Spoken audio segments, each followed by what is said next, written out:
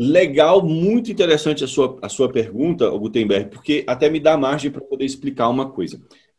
Assertividade, vamos dizer assim, eu acerto mais nessa estratégia aqui, não quer dizer que eu ganho mais nessa estratégia aqui.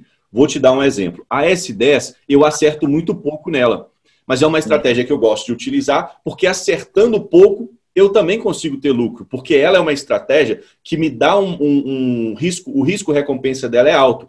Na maioria das vezes vai dar 2 para 1 ou 2,5 para 1. Então eu posso errar mais do que acertar e mesmo assim ter lucro no final. Então tem estratégias em que tem uma assertividade mais alta, mas não quer dizer que ela tenha uma rentabilidade maior.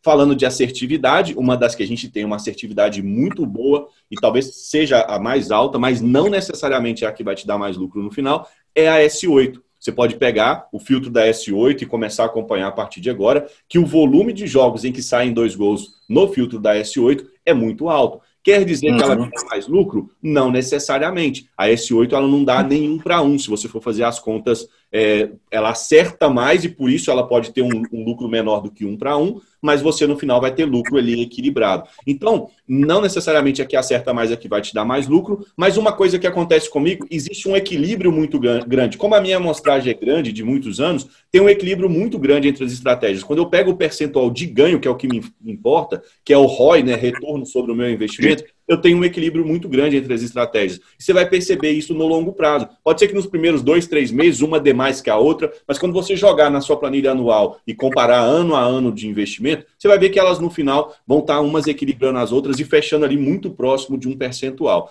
Agora é o seguinte, quanto mais estratégias você tiver, melhor, mas desde que você domine aquelas estratégias. Eu sei que o meu resultado vai ser sempre diferente dos alunos e entre os alunos também o resultado vai ser diferente. Então, por isso que eu não me preocupo muito em ficar dando números. Essa estratégia é a melhor. Pode ser que ela seja melhor para mim, mas não melhor para o Gutenberg.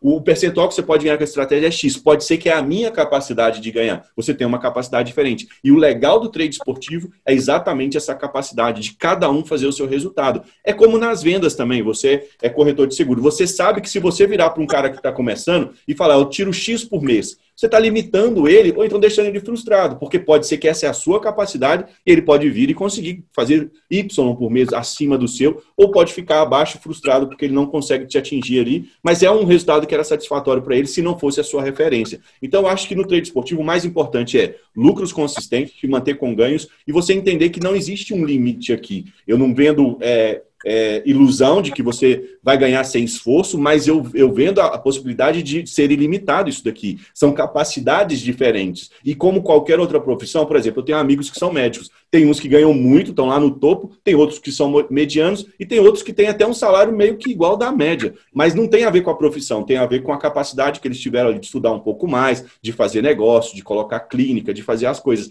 Então, no trade esportivo é a mesma coisa. Uns vão ter capacidade maior que os outros e, ao final, o importante é você se encontrar no meio de tudo isso. Mas, a nível de assertividade, se fosse para te dizer hoje, da S1 à S10, a S8 é que tem a maior assertividade, mas não necessariamente é a que dá mais lucro. A S10 é um exemplo que a gente erra muito nela a nível de acerto ali mesmo de jogos em que vai dar lucro e prejuízo, e a gente tem lucro no final porque o risco-recompensa dela é alto. É aí que entra a gestão e o equilíbrio do valor esperado positivo, que é aquilo que você estava falando dos sinais no lei ao cavalo. Eu tinha que acertar uma aliás, eu tinha que acertar 12 para compensar.